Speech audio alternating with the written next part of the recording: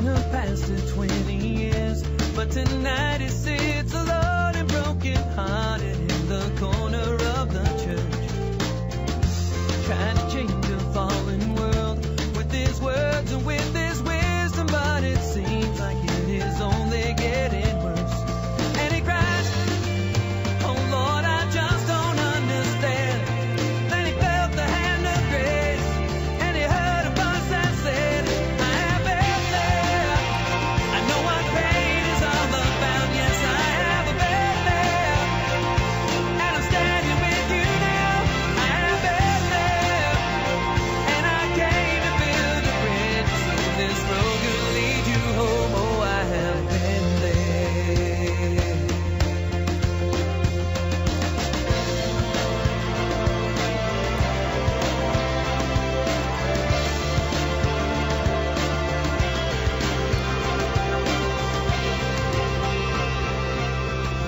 Behold a man upon a hill, holding flowers, but he can't hold back the tears. Oh, he has come to say goodbye.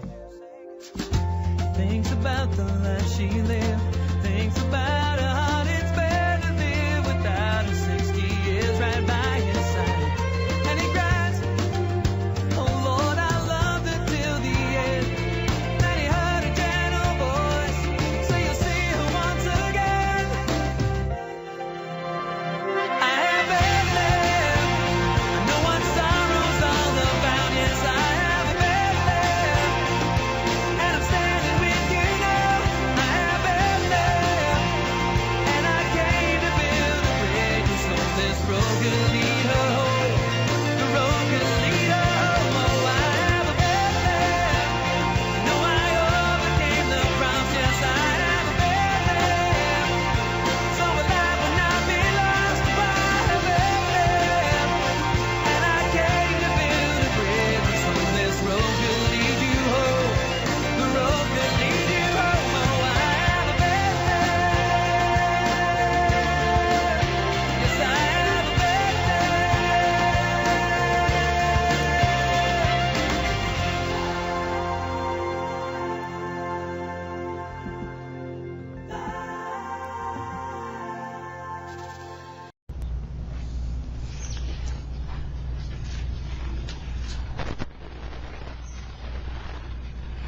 There's a plant that I really like the name of it. It sounds so wonderful and so good. It's kind of unique and it's kind of neat, but it's called a morning glory. Imagine that. Morning glory. That's the way I feel when the light comes into my garden, comes onto my patio, comes streaming through the windows that are facing the sun in the morning. It's almost as though God, in his morning glory, comes shining forth into my world and causes me to look and to see that God has caused another day to arise. Let the Son of Righteousness arise with healing in his wings. Jesus is called the light of the world. And we're told that one day, when we're in New Jerusalem, that we would need no sun or moon, where the sun shall be our righteousness. He shall be our light. And that the city would be so transparent that the light would shine forth from Jesus himself. That's amazing to me. I think of that as being the glorious one. But in the meantime, we have the morning glory that seems to shine forth. She seems to inspire me today to kind of look at where the light is shining. And everything seems to turn to the light. As soon as the sun rises, as soon as the light comes, everything seems to turn to the light. And wherever the light goes, all the plants seem to know, and they turn themselves towards them. I've noticed that in my garden, whenever I want a plant to be healed, whenever I want to see if a plant is growing, I give it some water, like water the word. But then, once the light shines upon them, wow, the plant just seems to open up with blossoms and blooms. And your life is like that. Once God begins to shine upon you, once he begins to look at you, once he begins to put his morning glory on you, you begin to shine and reflect the light. Jesus is amazing to me. Every time that I read about him and his love for his Father, when I look closer at the words that are spoken about Jesus and his Father, I always find some little nugget of truth that I never saw before. And today, I was amazed when I read this. I was shocked because I'd read it before, but I never saw this one part. Then was Jesus led up of the Spirit into the wilderness to be tempted of the devil. In the days of his flesh, when he had offered up prayers and supplications with strong crying and tears unto him that was able to save him from death, and he was heard in that he feared. Jesus feared? Wow! That's amazing.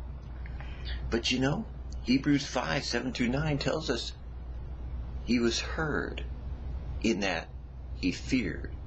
Jesus in the Garden of Gethsemane offered up prayers with crying and tears. And it says he was crying out to the one who was able to save him, his Father. But he was heard in that he feared. Jesus feared what was about to come upon him.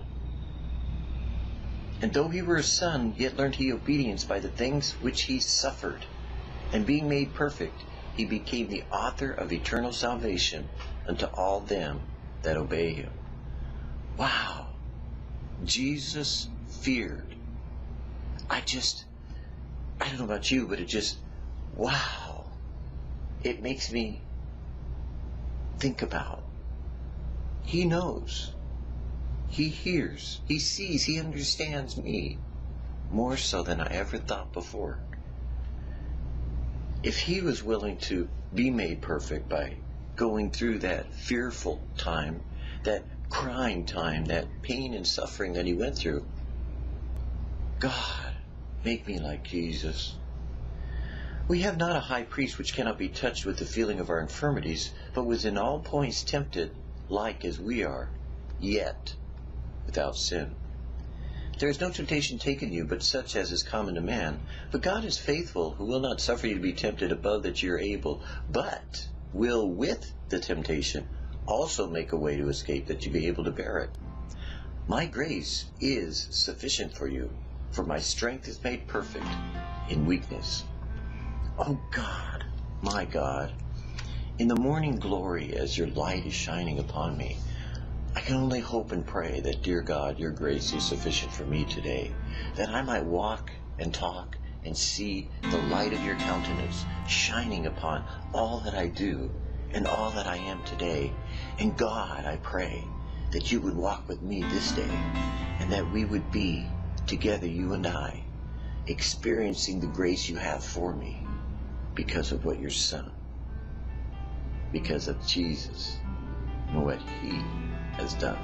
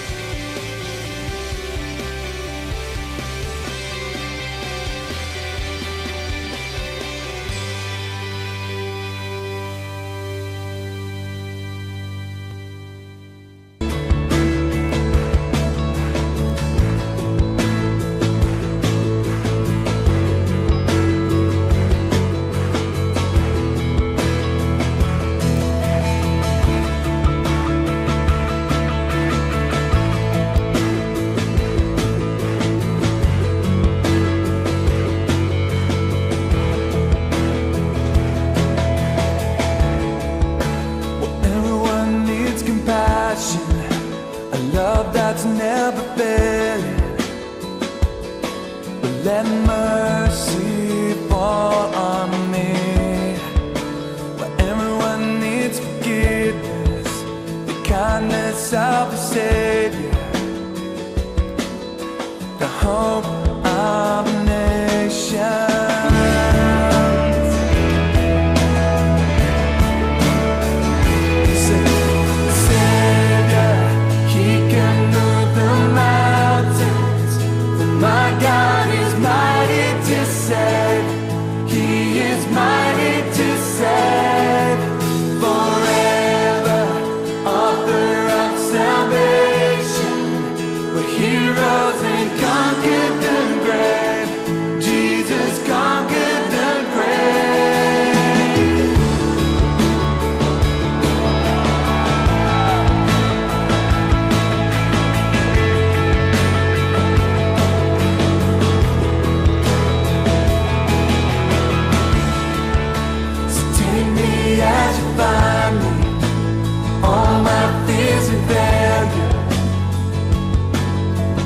Yeah.